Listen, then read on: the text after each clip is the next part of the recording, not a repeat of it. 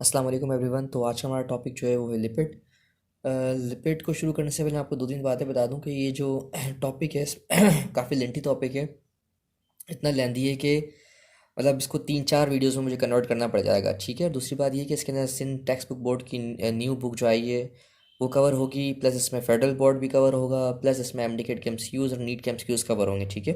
तो स्टार्ट करते हैं। टॉपिक का नाम है हमारा lipid. So what is lipid? Lipid बेटा एक याद रखना लफ्ज़ कि ये जो लिपिड है ये जिसने डिस्कवर किया था उसका नाम क्या था? ब्लूर नाम था। क्या नाम था? ब्लूर। 1943 में उसने डिस्कवर किया इसको और कहा कि लिपिड भी एक बायोमोलिक्यूल है जो कि लिविंग ऑर्गेनिज्म से पाया जाता है, जो कि इनसॉल्युबल इन वाटर है। क्या है? जो insoluble in water, insoluble in water है but soluble in organic solvent है। Soluble in organic solvent. मान लीजिए ये चीज़ उसने कहा कि हमारी बॉडी में तीन चीज़ें तो इस टाइम डिस्कवर हो चुकी थी। वो तीन चीज़ें क्या थी? प्रोटीन, कार्बोहाइड्रेट और न्यूक्लिक एसिड। ये तीन चीज़ें डिस्कवर हो चुकी थी। जो बचा हमारे पास था, जो चौथी चीज़ लास्ट में डिस्कवर हुई है, कौन सी डिस्कवर हुई है? लिपिड डिस्कवर हुई है। और पता ही चला उसके अंदर कि लिपिड है क्या चीज़। उसने कहा एक बायोमोलिक्यूल है जो भी लिविंग ऑर्गेनिज्म में पाया जाता है, जो कि इनसॉल्युबल इन वाटर है but soluble in organic solvent है। ये ब्लूर की निशानदही थी लिपिड के बारे में। नेक्स्ट बेटा अब हम ये देखेंगे उसने फिर मजीद रिसर्च की तो पता लगा कि लिपिड के अंदर क्या क्या होता है। लिपिड में कार्बन होता है, हाइड्रोजन होता है और ऑक्सीजन भी होता है। लेकिन ऑक्सीजन की अमाउंट हाइड्रोजन और कार्बन को मुकाबले में ना होने के बराबर होती है। ये ऐसे याद रखना है कि कार्बन और हाइड्रोजन की तादाद बहुत ज़्यादा है। मिसाल के तौर पर अगर C50 है, H100 है तो O4 और 5 ही होगा सिर्फ। तो इससे अंदाज़ा लग रहा है कि ऑक्सीजन की अमाउंट होगी बहुत कम। देखो कार्बन, हाइड्रोजन और ऑक्सीजन तो हमारा ग्लूकोज यानी कि कार्बोहाइड्रेट में भी होता है। तो कार्बोहाइड्रेट में और लिपिड में फ़र्क कैसे है? तो पहली बात तो कार्बोहाइड्रेट सॉल्युबल इन वाटर होता है, आप ऐसे पहचान लेंगे। दूसरी चीज़ क्या होगी? एलिमेंट देख के कैसे पहचानेंगे? तो आप एलिमेंट के अरेंजमेंट देखेंगे कि उसमें कार्बन की तादाद बहुत ज़्यादा होगी, हाइड्रोजन की तादाद बहुत ज़्यादा होगी और ऑक्सीजन की तादाद बहुत कम है। तो आप बोल देंगे कार्बोहाइड्रेट नहीं है, ये क्या है? हमारा लिपिड है। तो इसलिए लिख दिया मेरे बेटा कार्बन, हाइड्रोजन, ऑक्सीजन इसमें मौजूद है, लेकिन ऑक्सीजन की तादाद क्या है? लिपिड के अंदर जो ऑक्सीजन की तादाद है वो कार्बोहाइड्रेट के मुकाबले में क्या है? बहुत कम है, ना होने के बराबर है। ठीक है भाई। सो एक बार याद रखना कि कार्बोहाइड्रेट से अगर मैं इसका क्या करवाऊँ, मुकाबला करवाऊँ, तो लिपिड ऑलमोस्ट डबल एनर्जी देता है ब्रेक होने के बाद। यानी कार्बोहाइड्रेट जितनी एनर्जी प्रोवाइड करेगा एक कार्बोहाइड्रेट का मॉलिक्यूल, यानी एक ग्लूकोज समझ ले, या एक कार्बोहाइड्रेट जितनी एनर्जी प्रोवाइड करता है उससे डबल एनर्जी कौन प्रोवाइड करता है? लिपिड प्रोवाइड करता है। ठीक है ना। तो बेटा अब लिपिड की क्लासिफिकेशन की ज़रूरत पड़ी हमें। तो लिपिड को हमने वैसे तो चार ग्रुपों में रखा हुआ है। कुछ बुकें प्रोस्टाग्लैंडिन यानी इस पांचवें ग्रुप को अलग से दिखाती है, लेकिन ऑलमोस्ट ये चार ही ग्रुप होते हैं। कौन कौन से हैं? Acylglycerol, phospholipid, waxes and terpenoids. Terpenoids मजीद टूट जाती है terpene, steroid, carotenoids and prostaglandin के अंदर। In short prostaglandin is the part of terpenoids, but some book क्या करती हैं इसको थोड़ा सा अलग करके रखती है। तो ये वन बाय वन स्टार्ट करेंगे। सो पहला जो हमारे पास ग्रुप है वो कौन सा? असाइल ग्लिसरॉल है। बेटा याद रखना असाइल ग्लिसरॉल पहली टाइप ऑफ लिपिड है। और एक और बात याद रखनी है कि असाइल ग्लिसरॉल मोनोमर भी है। असाइल ग्लिसरॉल क्या है भाई? मोनोमर। असल में तो इसके दो मोनोमर होते हैं लिपिड के दो मोनोमर होते हैं। इसे हमने किसके प्रोटीन के देखे थे मोनोमर, वो क्या था? अमाइनो एसिड था। कार्बोहाइड्रेट का मोनोमर हम देखा मोनोसेक्राइड्स थे।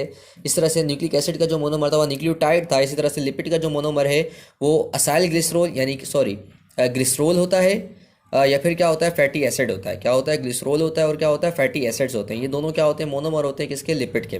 तो अब देखते हैं पहली जो टाइप हमारे पास है। अगेन कह रहा हूँ मोनोमर कितने होते हैं? इसके दो होते हैं। कौन कौन से? ग्लिसरॉल और फैटी एसिड होते हैं। तो पहली जो टाइप हमारे पास है वो क्या है? Acyl glycerol. अब प्रॉब्लम ये हो रही होगी, इसमें लिखा हुआ है कि भाई ग्लिसरॉल किसे कहते हैं और फैटी एसिड किसे कहते हैं। ये प्रॉब्लम आ रही होगी। बेटा ग्लिसरॉल किसे कहते हैं, या मैंने चेन बना के दिखाई भी है। तीन कार्बन वाला कंपाउंड। कितने कार्बन वाला कंपाउंड? तीन कार्बन। आपको पता है कार्बन चार बॉन्ड बना सकता है। एक ऊपर बनाया, यहाँ बनाया, एक आगे बनाया, एक नीचे बनाया। ऐसे ही बाकी दो कार्बन ने इस तरह से ही बॉन्ड बनाए हुए हैं। तो एक बात तो याद रखना है कि ये तीन कार्बन वाला कंपाउंड जिसके तीनों कार्बन के साथ OH लगे हुए हों, तीन कार्बन वाला कंपाउंड जिसके तीनों कार्बन में क्या लगे हों? OH लगे हों, इससे हम ग्लाइसरोल पढ़ते हैं। क्या पढ़ते हैं? Glycerol. It is an organic compound. ये कौन सा कंपाउंड है? ऑर्गेनिक कंपाउंड है, अल्कोहल है। और इसके अंदर तादाद कैसे पता लगाएंगे? तीन कार्बन और तीनों कार्बन के साथ क्या लगे हुए हैं? OH लगे हुए हैं। और ऐसा कोई भी आपके पास कंपाउंड है जिसमें तीन कार्बन के साथ OH लगा हो, आप उसको कहते हैं ग्लिसरॉल है वो। ठीक है। तो ये हमारा बन गया ग्लिसरॉल। इन शॉर्ट ऐसे याद रखना है glycerol is alcohol. Glycerol is alcohol. ये अल्कोहल की ही एक टाइप होती है। ठीक है। जिसमें तीन हाइड्रोक्सिल ग्रुप है। तो हमने पहले पढ़ा हुआ है कि कभी किसी ऑर्गेनिक कंपाउंड के साथ कोई OH लग जाए तो वो अल्कोहल पढ़ा जाता है। खैर ये भी एक अल्कोहल है। नेक्स्ट हमारे पास बेटा ये नज़र आ रहा होगा आपको ये चीज़ क्या है, थोड़ा सा टिपिकल लग रही होगी लेकिन मैं आपको समझा दूँ। फैटी एसिड क्या होता है पहले समझ लेते हैं बेटा। कार्बन की बहुत लंबी सी कोई भी चेन हो, और लेकिन एंड में क्या लगा हुआ आ जाए, एंड में क्या लगा हुआ आ जाए, COOH लगा हुआ आ जाए। कार्बन की क्या हो, बहुत लंबी चेन, जैसे कि आर, एक लंबी कार्बन की चेन में भी 6 कार्बन वाली, 10 कार्बन वाली, 20 कार्बन वाली, जितनी भी कार्बन की लंबी चेन हो, लेकिन उसके साथ एंड में क्या लगा हुआ आ जाए, COOH लगा हुआ आ जाए, आप कहते हैं उसे वो है फैटी एसिड। क्या है वो, फैटी एसिड। ठीक है, ये बात याद रखनी है, कार्बन की कोई भी चेन साथ लगेगा COOH। यानी इन शॉर्ट में इसको ऐसे भी लिख सकता हूँ कि आर बॉन्ड सी के साथ ऊपर एक का ऑक्सीजन, एक सामने ऑक्सीजन और एक H, ये भी तो वही है COOH, जिसके COOH है तो इसको बंद फॉर्म लिखा है, खोल के लिखा हुआ है। तो जो RCOOH ये क्या पढ़ा जाएगा हमारा, एक फैटी एसिड। फैटी एसिड की कार्बन नंबर होते हैं, मे बी ये जो चेन पीछे लगी हुई है 2 कार्बन वाली हो, 10 कार्बन वाली हो, 20 कार्बन वाली हो, जितनी भी कार्बन वाली हो, यूजुअली देखा ये गया है कि अब तक जो फैटी एसिड हमें मिले हैं तकरीबन 20 से 22 कार्बन वाले तक ही फैटी एसिड मिले हुए हैं। ठीक है, तो याद रखना है कि फैटी एसिड की क्या पहचान होती है, कोई भी कार्बन की लंबी चेन, उसके साथ एंड में क्या लगाओ, COOH लगाओ। ठीक है, तो बेटा ऐसे ही हमने 3 लिए हुए, अगर आपको नजर आ रहा होगा, ये R लगा हुआ है, CO, फिर ये OH, COOH, यानी कि वही ये फैटी एसिड है, लेकिन 3 लिए हुए हमने, एक फैटी एसिड, दूसरा फैटी एसिड, तीसरा फैटी एसिड। तो बेटा जब एक ग्लाइसरोल 3 फैटी एसिड के साथ मिलता है, जब एक ग्लाइसरोल 3 फैटी एसिड के साथ मिलता है तो बनता है जो कंपाउंड, उसका नाम रखते हो आप असाइल ग्लिसरॉल। क्या नाम रखते हो आप उसका, असाइल ग्लिसरॉल। अगेन मैं रिपीट करता हूँ बेटा, ये जो 3 है ये क्या है, फैटी एसिड है। कैसे पहचाना हमने फैटी एसिड है, इससे कार्बन की चेन लंबी सी होगी, CO पर एक O नीचे और एक साथ H, ये कुछ उल्टी चेन बनी हुई है, आपको थोड़ा डिफिकल्ट लग रहा होगा।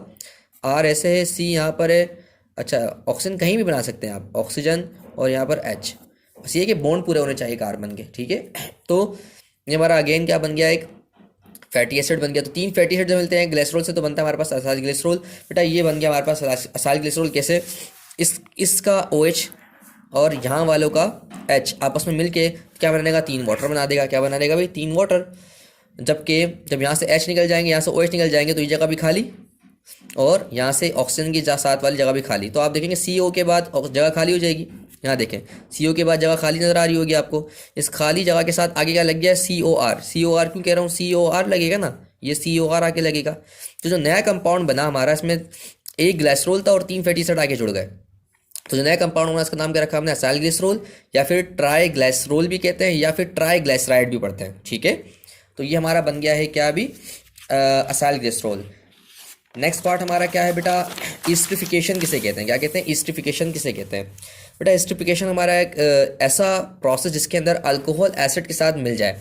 आपने देखा था पीछे ग्लिसरॉल को मैंने अल्कोहल का नाम दिया था, और फैटी एसिड तो आपके साथ पता ही है आपको एसिड है। तो जब अल्कोहल एसिड के साथ मिलता है तो जो बॉन्ड बनता है इनके दरमियान, उस बॉन्ड को आप कहते हो ईस्टर बॉन्ड। कौन सा बॉन्ड कहते हो आप उसको, ईस्टर बॉन्ड। यानी कि CO, जैसे कि R, मैं आपको छोटी सी मिसाल इधर देता हूँ। ये जो मिसाल है R देखें, यहाँ एक कार्बन की चेन, यहाँ भी कार्बन के सेंटर में क्या है, COO।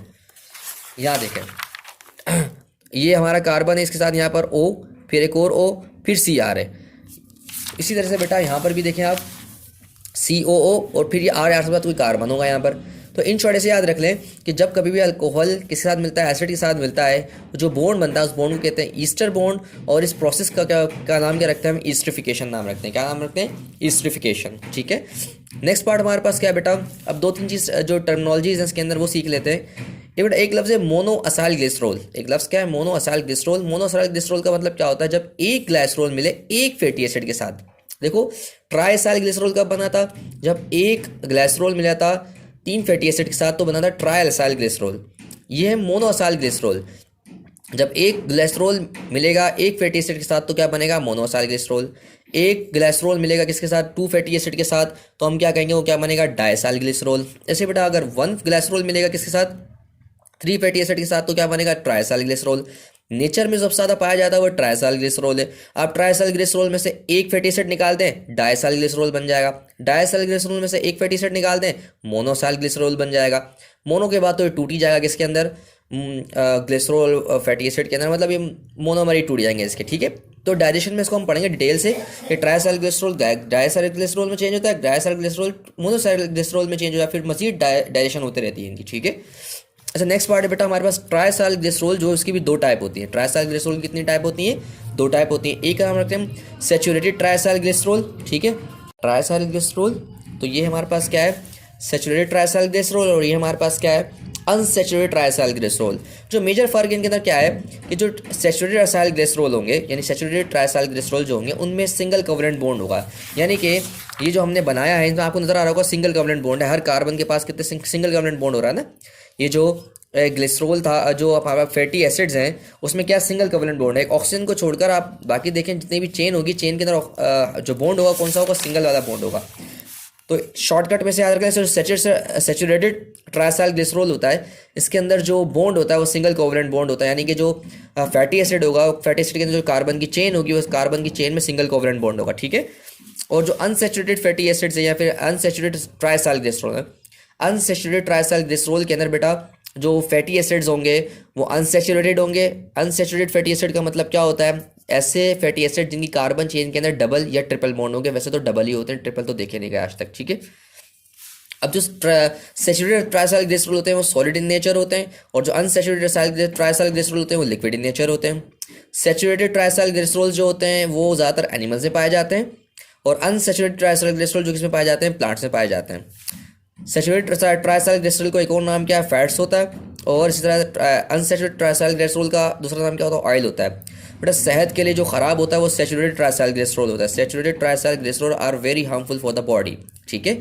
जबकि जो अनसैचुरेटेड ट्राइसैलग्लिसरॉल होता है, इस अनसैचुरेटेड की भी ना दो टाइप होती है, monounsaturated, diunsaturated, triunsaturated, polyunsaturated. जितने डबल बॉन्ड होंगे उस हिसाब से, एक डबल बॉन्ड है तो हम क्या कहेंगे, मोनो अनसैचुरेटेड ट्राइसैलग्लिसरॉल। अगर दो डबल बॉन्ड मौजूद होंगे तो हम क्या कहेंगे, डाई अनसैचुरेटेड ट्राइसैलग्लिसरॉल। और अगर मोर देन टू हैं तो हम पढ़ते हैं पॉली अनसैचुरेटेड ट्राइसैलग्लिसरॉल। पॉली अनसैचुरेटेड ट्राइसैलग्लिसरॉल जो है, पॉली अनसैचुरेटेड ट्राइसैलग्लिसरॉल सेहत के लिए सबसे अच्छा हमारे ऑयल माना जाता है। तो जो हमारे यहाँ पर जो नॉर्मल ऑयल्स हैं अगर वो पॉली अनसैचुरेटेड है तो वो सबसे अच्छे वाले होते हैं, जिनमें जैसे कि हमारे पास जो नॉर्मली है यहाँ पर कौन से वाले सबसे ज़्यादा ऑयल मशहूर हैं।